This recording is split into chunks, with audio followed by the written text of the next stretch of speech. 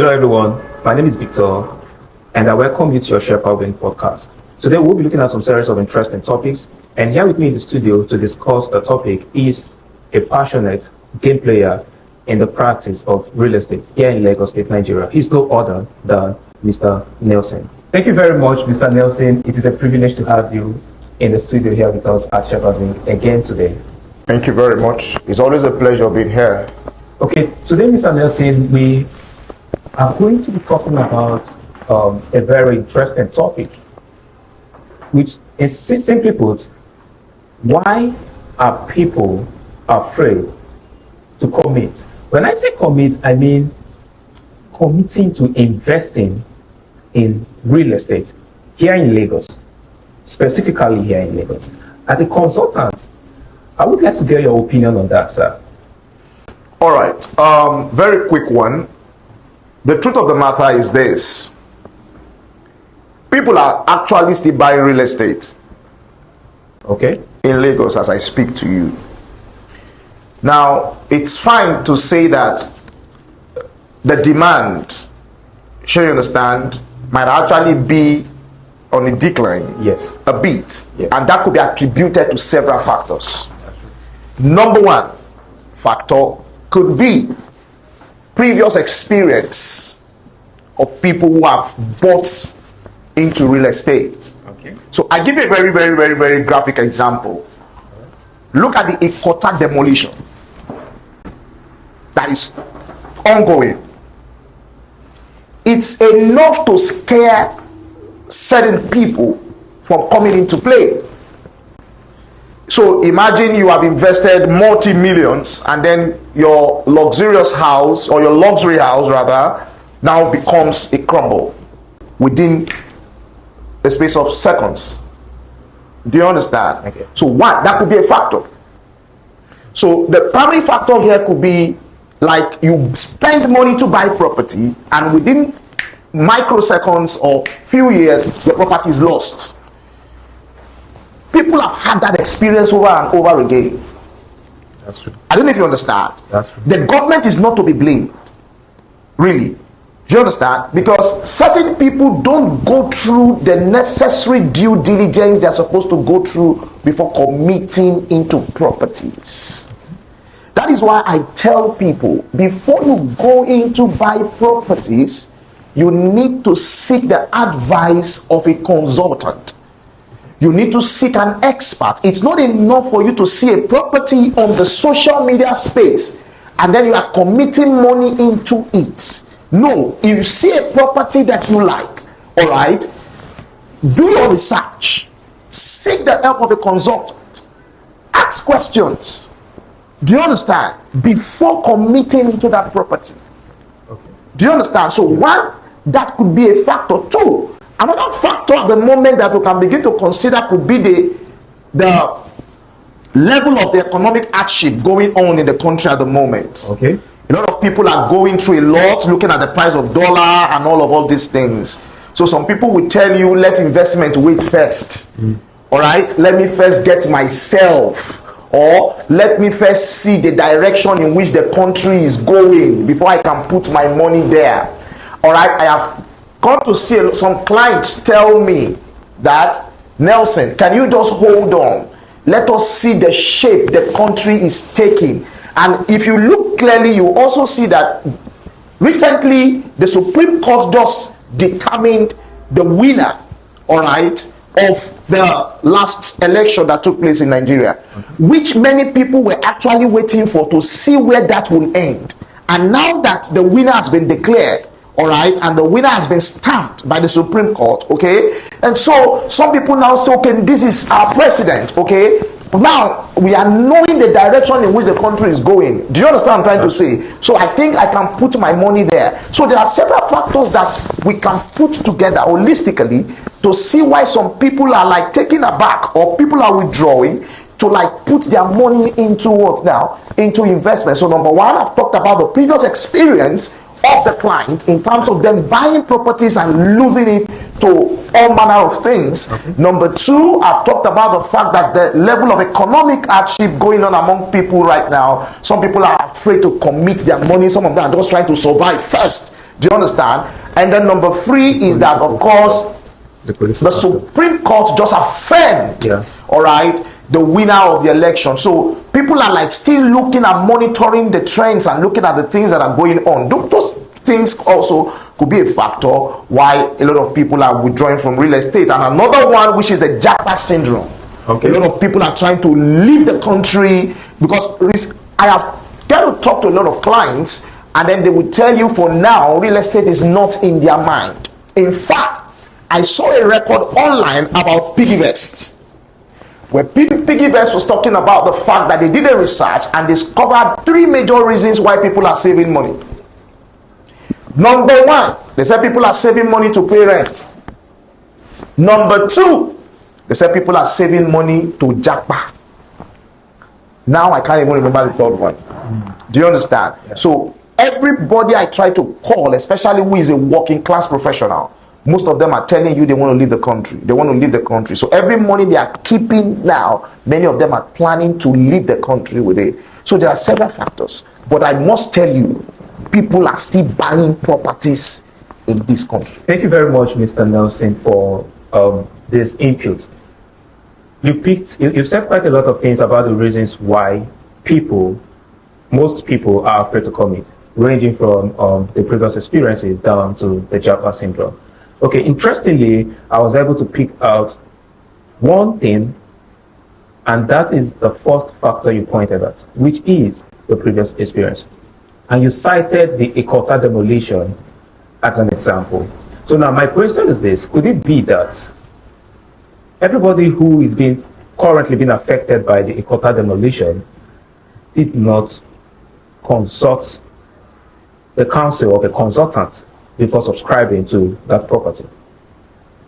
Okay, the truth is that some must have consulted a consultant, but just understand that people are in this game for several reasons. Do you understand? Yeah. You see, in the business of real estate, not just in the business of real estate, even in some other businesses, people are concerned about their pockets. Yeah. Some people know that this thing is obstructing a drainage. Mm-hmm. They can talk the client into buying it just for them to make the money that they want to make at that particular point in time. And not everybody looks at the interest of the clients. In every transaction that I do, the last thing that comes to my mind is the money. The client's interest takes priority. Okay. So if I see that this investment is not going to pay this client in the long run, do you understand? Yeah. I rather advise that client to back off. Why should I put my head in something that I know that after 2 years you are still going to come for me, haunting me for a transaction I did 2 years back? Do you understand? So not everybody thinks like that. Some of them will know that this thing is obstructing a drainage. Do you understand? Even some government officials will know and still issue some kind of funny approvals. And then the person goes to build on it. They know this thing is obstructing a drainage. You see, one of the things I tell people is, if you know people in government, always know how best you can use them. Not to like jump across a due process. Because people will not always remain in power. That's one of the things we must understand. Somebody was governor 4 years ago, another person is governor today, another person will be governor in another years to come. So even if you know them, follow due process. Do you understand? Yeah. It's not, you can use money to bypass certain things right now, and the thing will still come back to hurt you maybe 8 years later. So follow the due process. You know them, they can even help you to extend the due process. Do you understand? If you know somebody in government and you take you pick the chart of that particular land and you go to ministry, lands minister Lausa, they will tell you it's obstructing a drainage. because it's on their master plan. They'll tell you it's obstructing a drainage. So apparently some people, they knew it's obstructing a drainage. Maybe they did not tell them because they didn't do their due diligence well. Maybe some knew, all right, and maybe they felt that it's something they could bypass because of the level of influence they have in the state or the people they know. And now it's coming back to haunt them. Because a government will come one day who is ready to work and will clear out all those mess. I don't know if you understand what I'm trying to say. So if they work with a consultant, it now depends what kind of consultant did they work with. Is it a consultant that had their interest at heart, or a consultant that is just after his own pocket?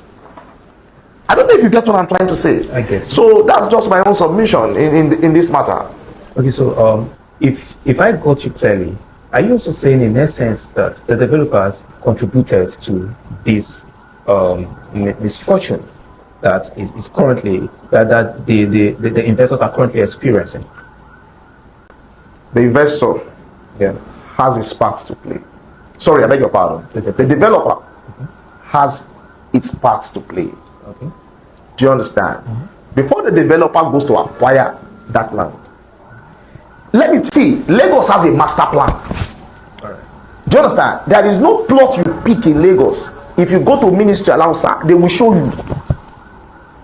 Maybe he felt it's something he could bypass.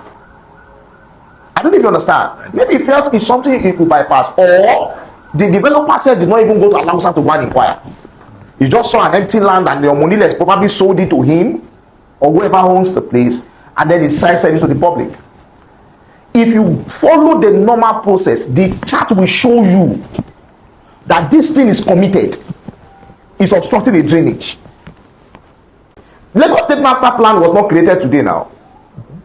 Do you understand? It was the master plan day they went to bring out and saw that these things are obstructing drainage, and they needed to clear it. Okay, that's very fine. Thank you very much, Mr. Nelson. Okay, before we wrap it up for today, I have one question to ask you.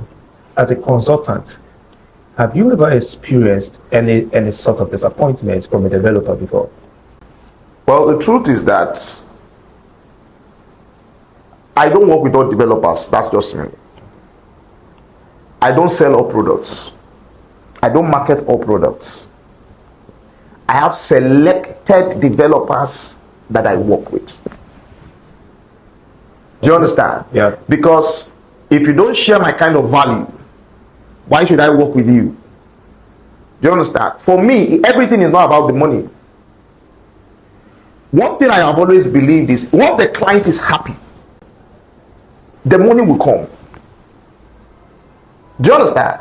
Because I, as a person, I feel bad and I feel hurt when cheated. You know what it takes to make money? You know what it is to lose it? Do you understand? So, I'm not really in the game for the money, so to say. But the client's endpoint is ultimate for me. Once the client is happy, the money will come. It's just a natural process. It might take some time, but as soon as my client is happy, because the client will give me referrals, the client will recommend me. Do you understand? I'm even going to have a clear conscience. So it's not all developers I work with. I don't work with all developers. I have selected developers, like the Shepherd Wings. Is one of the developers that I know that I work with. And that is because of the kind of value system that they have embraced and the things I have seen them do. I don't know if you understand. Yeah. And that is why I have chosen to partner with them in promoting the products that they sell. I don't know if you understand what I'm trying to say. So it's not all developers that I work with. Thank you very much, Mr. Nelson. As a protege of Mr. Tayo, who is the CEO of Shepherding Homes and Investment Limited, and Shepherding Homes being my inroad into the practice of real estate, I want to say thank you very much for trusting and believing in us. God bless you, Mr. Nelson. Thank you very much. It's a pleasure being here.